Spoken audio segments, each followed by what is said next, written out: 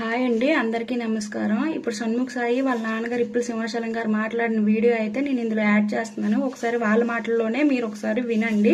లాస్ట్గా 11 సంవత్సరాల అబ్బాయి రిక్వెస్ట్ చేస్తున్నది కూడా నాకు చాలా బాధ అనిపించింది. నమస్కారం, నా పేరు ఇప్పులు సింహాచలం.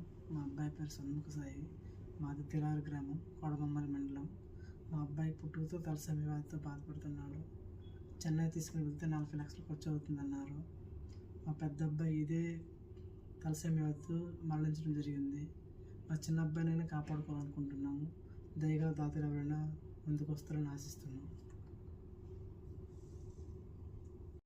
చూసారు కదండి సాయి సింహాచలం గారు మాట్లాడిన మాటలు. నిజంగా ఆడుకోవాల్సిన ఏజ్లోనే ఆ పిల్లడు బెడ్ మీద ట్రీట్మెంట్ చేయించుకుంటున్నాడంటే ఆ దృశ్యాలు అయితే నాకైతే చాలా అంటే చాలా బాధ అనిపించింది.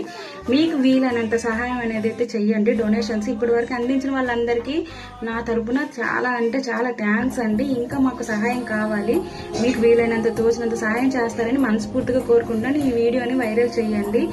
నాకేం సబ్స్క్రైబర్స్ అన్నమాట అయితే అనుకోవద్దు. నాకు కావాల్సింది డొనేషన్స్ ప్లీజ్.